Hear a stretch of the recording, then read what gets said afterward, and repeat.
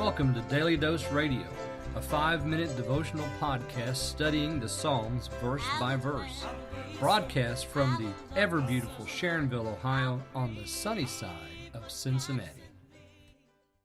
Hey there, friends. Welcome back to Daily Dose Radio. Beginning of the week, I reminded you that we've got an anniversary coming up. Daily Dose Radio, the Bible Bistro, actually opened its doors on March the 21st of 2013. Is that right? 2013? It's been 6 years since we started this. Monday, we're going to broadcast our 500th episode since the second volume began, which was 2 years ago. It'll be 2 years ago that the second volume began. So 500 episodes in, I don't know, I think we're into like 1,600 episodes or something like that of Daily Dose Radio altogether. That's both volumes, Volume 1 and Volume 2. Today we're looking at Psalm 85, verses 8 through 10. And as I said yesterday, I teased you a little bit yesterday that this answers the questions. We had 3 questions. And before we get into that, though, I want to make a statement about something I said yesterday. I said that the only remedy for what's happening here in the Psalm is revival. I use that language, and I don't mean to suggest, like a Billy Graham type crusade, right? With a preacher and a song director and a choir and people invited and mass audience and so forth. That's not what I mean. A lot of times in the American mind, when we say revival, that's what we think of. A big outdoor meeting or a big church meeting with that kind of setting, a Billy Graham-ish type crusade or a Billy Sunday type crusade, citywide and all that. No, because revival can happen in that setting, but revival simply means that God brings life back. He resurrects. He gives life again. And that can happen, God giving life again, can happen in a Billy Graham type setting, or it can happen in your living room, or in your hospital room, or in your nursing home room. It can happen anywhere. It can happen while you're on your knees in your bedroom.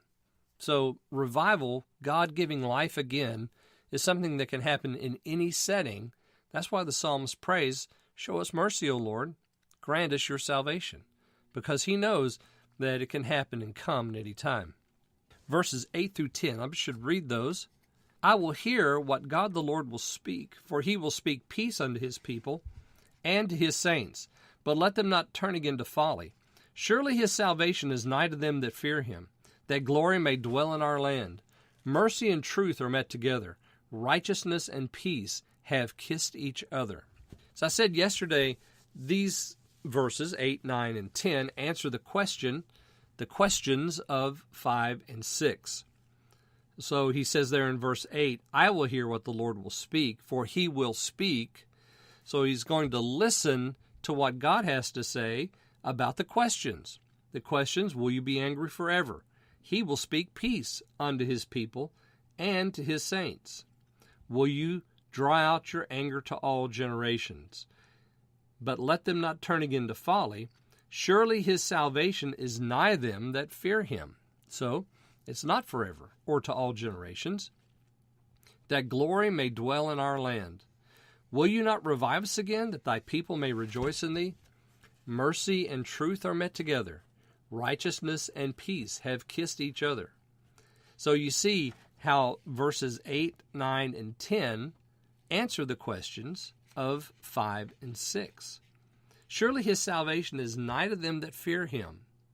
Well, it's nigh to those that fear him. Do you fear him? And then we have verse 10, which I love verse 10. I think verse 10 should be a poster somewhere. Mercy and truth are met together.